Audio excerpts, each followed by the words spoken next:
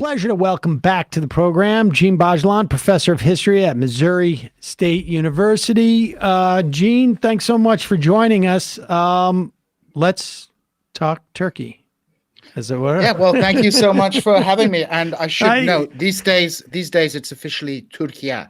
They've made the Türkiye. They've officially made everybody change the name of the country to the Turkish spelling of the word. Oh, I did not know that. Türkiye, is that it? Yeah, it's one of these cultural war moves that they've done in recent years to consolidate nationalist support, because I think a lot of regime supporters, when they discovered the internet, they Googled the word Turkey and discovered that it was also the name of a bird. And so they found it quite offensive. So now there's this, now officially the country has demanded all international institutions refer to it as Türkiye. But maybe we'll rebel today and call it Turkey. How about that? Yeah, they're trying to head off Sam's jokes. Yeah, I understood. Well, I mean, fair enough. I walked into that. That was not a plan. I just wanted you to know. Let's talk Turkey.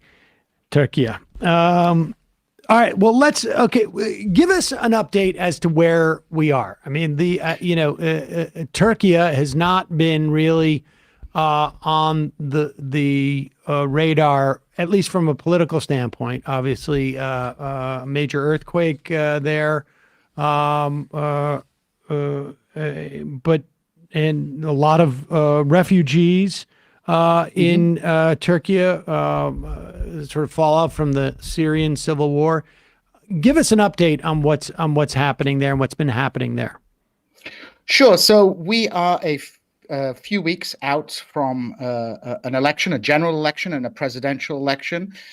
This is the 100th anniversary of Turkey's foundation. And I use Turkey because Türkiye is kind of like a pro-government signifier that is being used at the moment to polarize the Turkish population and consolidate power. So we're close to this election, and it's a very tense election because the Justice and Development Party, the ruling party of Turkey, has dominated Turkish politics for the last 2 decades.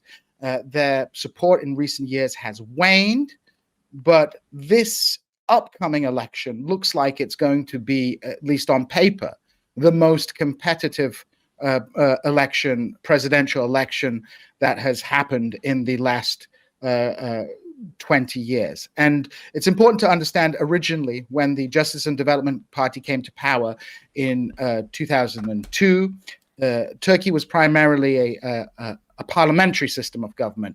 But as the AKP consolidated its power, and more specifically, Erdogan consolidated his power, there was this shift to move the country to a presidential system. Erdogan became the president, and then basically in 2017 rewrote the constitution, forced through a referendum under very tense, under like a system of emergency law. There was a referendum held, and Turkey became a presidential system. And so Erdogan is running for president. There is actually some debate on whether he's allowed to run for president, whether he's done his 2 terms, or the fact that they changed the constitution means that he gets to do another term. So he's running for president again. But the luster of the Justice and Development Party has sort of worn away as the country has become more authoritarian. Economic problems have multiplied. And of course, the kind of X factor that happened most recently was this absolutely tragic earthquake that took place, in which hundreds of thousands of people were displaced, thousands were killed, orphans, I've seen pictures. It's absolutely disastrous. And of course, people may not remember this. One of the reasons that the previous Turkish government became so unpopular, propelling the Justice and Development Party to get to power, was that there was an earthquake in 2009 in which the government response was very weak. This earthquake, there's been a lot of criticism about the government response, and this has definitely sort of made this election seem far more competitive. Can I ask you about that government response, though, and what the criticism is? Because from the outside, it seems like, Erdogan gutted a bit of the disaster programs that would have helped here, and there were some other critiques that I it's hard to tell, from here in the US, reading like a Time magazine article on it. Yeah. Yeah. So, after this 2009 earthquake, there were a slew of laws and taxes designed to prepare for exactly this eventuality. But, one of the characteristics of the Justice and Development Party's period in office has been a massive construction boom. Many of these contractors have close ties with the government. So there's this huge construction sector. And there has been obviously corner cutting. There has been, people have been, whipping up buildings as quickly as possible. A lot of money being made, and a lot of the regulations have been ignored. In fact, the government was proposing armistices for people who had cut corners in construction, so you could get your building sort of retroactively certified in order because it didn't meet construction code standards. So this huge construction boom has happened, and a lot of development has taken place in Anatolia, which has historically been more undeveloped. But this earthquake has kind of knocked all this down in a very short period of time. The weakness of this construction has been fully exposed. Many hospitals, government buildings, these new contracted buildings collapsed. Many people died because of this. New apartment blocks, they just weren't earthquake proof. And so, this kind of corner cutting to have this rapid development has come back to, bite the government in the butt. At the same time, Erdogan's initial response to this was to be very angry that people were reporting critically on, how fast the government was responding, the failures of certain government institutions. They began attacking civil society organizations that were trying to deliver aid. They tried to block Twitter, which was actually a way that people were finding each other in the earthquake. So there was a lot of, there was already a lot of bubbling discontent about the inflation and the economic conditions in the country, the growing polarization and authoritarianism. But, this earthquake was magnified that crisis to a massive degree. So the election was delayed. There was a delay to the election, but it's now going ahead. So the earthquake, they were forced to postpone it for a couple of months. But we're now heading into the election, and this earthquake seems to have, to a certain degree, galvanized the opposition and given them confidence that they might have a shot at winning this time. I seem to remember when Erdogan took power, and even prior to that, he was described as someone who was going to, if not invigorate Turkish democracy, certainly sort of like modernize it maybe. And there was, and maybe I'm wrong, but this is what I recollect in terms of like the way that he was sold at that time, and also a secularist. And at various points, people have found him to be more authoritarian than people had presumed, more dictatorial, and also more sympathetic to, imposing Islamic law within the sort of civil society. Is that a fairly accurate notion? And where is he now? Largely, it seems like it was always a function of like who he had to make certain alliances with and where he was drawing constituencies. But give me a sense of that. Yeah, that's an excellent observation. So Erdogan is a kind of chameleon-like, almost opportunistic political leader, and the Justice and Development Party, when it first came to power, was a real political party with lots of different factions in it. So the initial coalition that came into power in 2002 was made up of the provincial bourgeoisie, as it was, a rising provincial bourgeoisie that was irritated by the old Kemalist, secular nationalist, big bourgeois sections of society that had a different cult, that was culturally quite different. Now, a lot of this got filtered in the West through this discussion of secularism versus, Islamism. But, a lot of these issues were also class issues. So, for example, a big issue during the early AKP era was, women with headscarves going into universities. This was like a huge issue. Now, people in the West often looked at this as this is Islam versus secularism, but this was a class issue because you had these upper class, westernized people in the west of the country who didn't like these kind of like country bumpkin, lower class people coming with their headscarves and their like particular mannerisms, etc., etc. So you had this coalition led by Erdogan and his political party, which included this, provincial middle classes, many of whom got rich as a part of Turkey's neoliberalization during the 1980s and 1990s. You had a growing urban poor who were, culturally moving to the cities and, culturally wrangling with the existing elites in the city. You had these high bureaucrats and military people. And Erdogan was able to build a coalition that included not only, poor conservatives and provincial middle class people, but liberal Islamists, particularly this Fethullah Gulen movement, this movement based in Pennsylvania. So you had this big coalition, also included many Kurds who rankled under the old secular nationalist Kemalist elites. And this coalition came to power. And for the first 10 years, we had this liberalization process. And, at the time, many people in Turkey saw this as like the bourgeois revolution, the liberal revolution is coming to Turkey finally. We've had this society where the primary antagonism has been between the state and society, but now finally Turkey has matured enough, and now we have this conservative but liberal, neoliberal, Western-orientated government in power. The United States was very interested in this kind of model because, these conservative provincial bourgeois elements, they were pro-Western because they exported their stuff to Europe, fridges, foods. They were highly connected with the Western economy. So we have this liberalization period.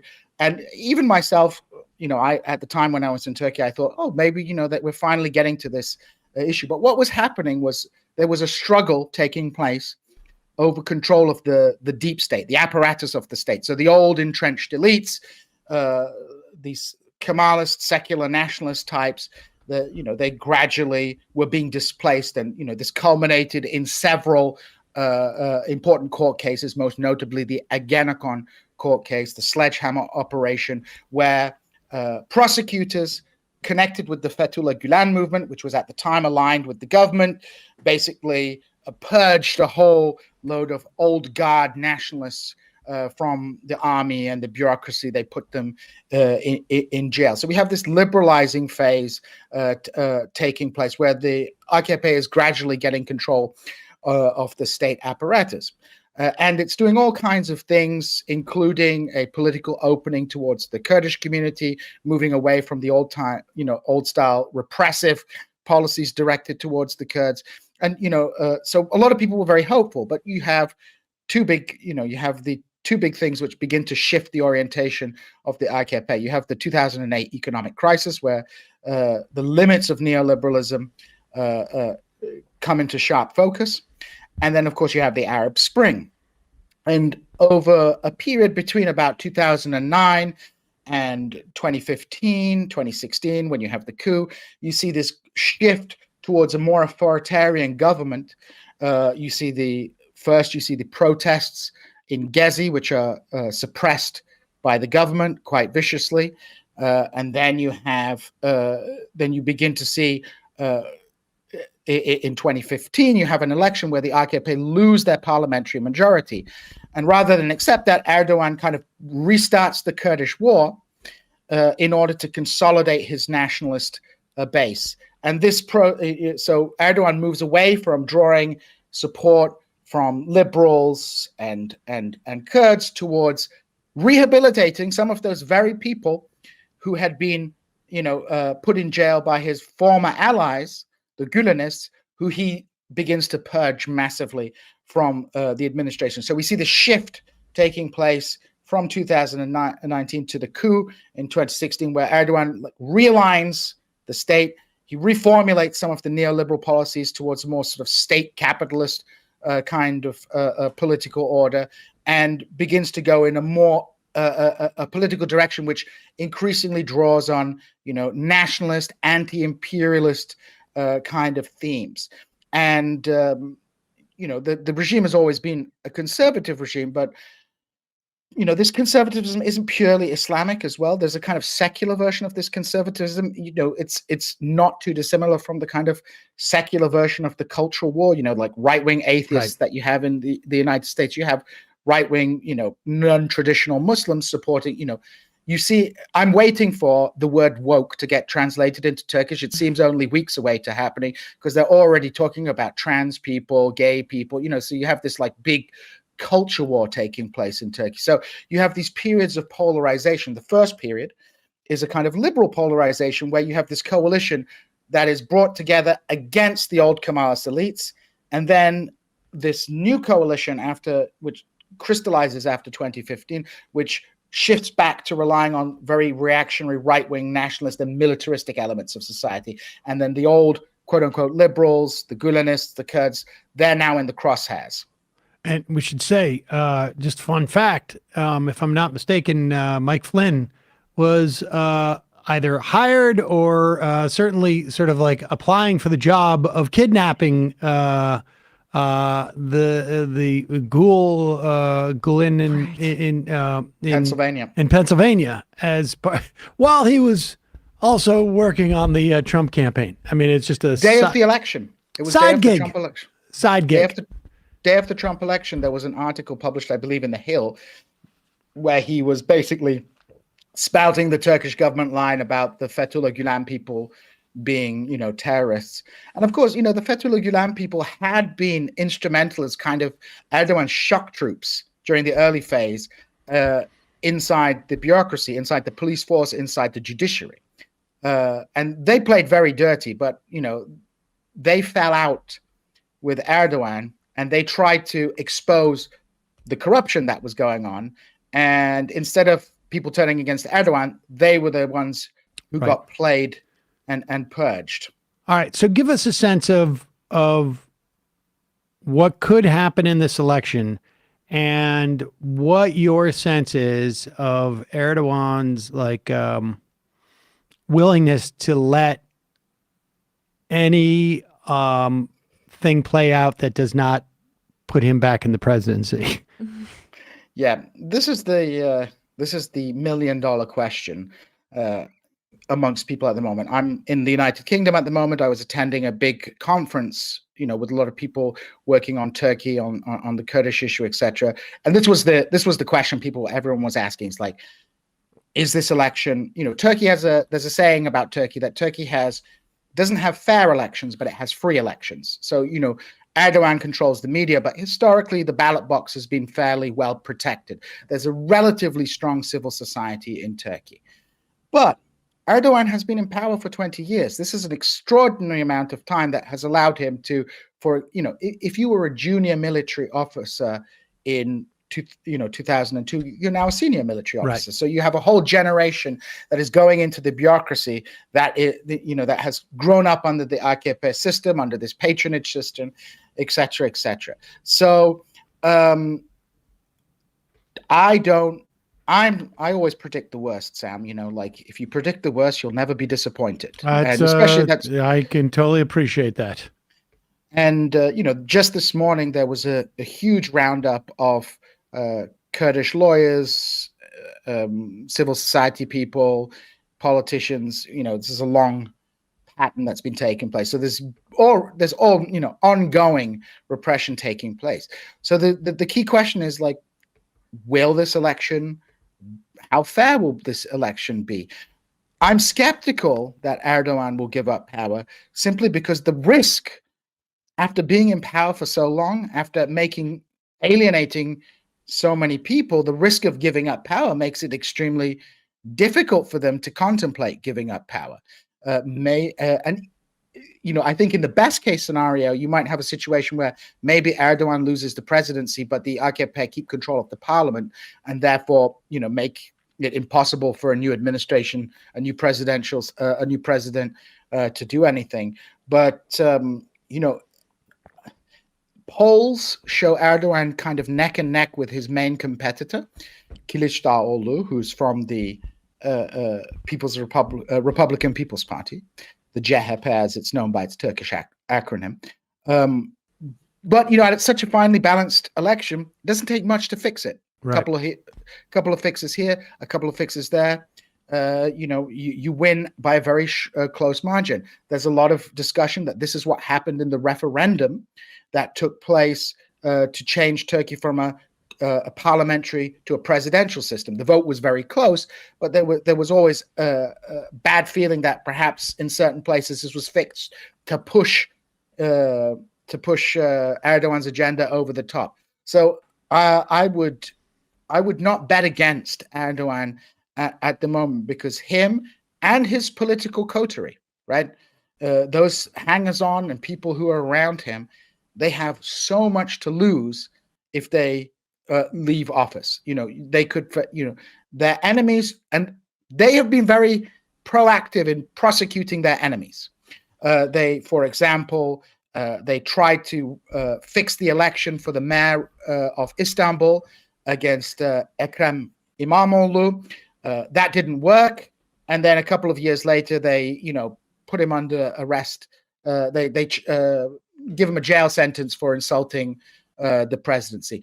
I mean, I read a statistic yesterday that in the last 7 years, over 1 million people in Turkey have been charged with terrorism or all these kind of trumped up charges. And this has accelerated since the coup d'etat. So we have, this has been a very forthright government in keeping its, prosecuting anybody who it sees as a potential threat. The leader they were going to kidnap Gül. I mean, they were going to great lengths to sort of, I guess, exert some control. All right. So lastly, let me ask you this. What role will, and from, what I've read, the anti-immigrant sentiment, talking specifically Syrian refugees, they've now been in the country for years and started to beginning to develop like a real relationship with the country in terms of like people getting jobs and their kids going to schools there. And we're talking close to 4 million people, I think it is. Mm-hmm. How much of a role will they play in the election in terms of an electoral issue, and what can we expect from the winner of the election, their posture towards these immigrants? Well, yes. So you have this huge number of immigrants who have come in since the Syrian civil war. I think Turkey does need some praise and some respect for allowing so many people in. But it was, of course, not purely out the goodness of their heart, but also because they provided a massive reservoir of cheap labor to build these huge kind of white elephant projects that Erdogan was very much into. But this is it's become a deeply polarizing issue. There have been, there's a far-right politician called Umut Özdağ who has been making a big deal about these people not speaking Turkish and thing. And he's relatively marginal, but his discourse has been adopted not only by, has been adopted by the opposition group. The opposition to Erdogan is kind of an inculcate opposition. It includes extremely far-right elements as well that are deeply anti-immigrant and that criticize Erdogan from the right, saying he's letting all these Arabs in. There used to be this meme in Turkey where they used to call the AKP party the Arab Kurd party because it's not really Turkish. It's kind of like these black-footed, dark-featured Muslims and things like that. So there's, this issue of racism has become a big issue, and AKP has sort of conceded to this. So both the government and the opposition are desperately looking for a way to dump these Syrians. They want to just dump them back in. They want to dump them back in Syria. One of the reasons that Turkey can't that full normalization with Syria can't take place is because Turkey is supporting this rebel zone in Idlib province, and they're terrified as if they make peace with Assad and pull back from this region, they're going to have more refugees, which is going to have more problems for them. So there is a desire to get rid of lots of these refugees, to repatriate them to Syria, even though many of them have been in the country over a decade and made roots. So it's an issue that both sides of the politics are wrestling with, and are trying to meet public opinion, extremely nationalist opinion, trying to placate nationalist opinion by presenting some kind of strategy to just don't kick them out of the country.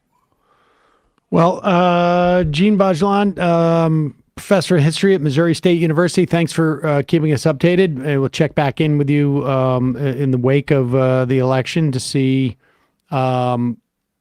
what's happened and what the implications will be for those refugees. Really appreciate your coming on.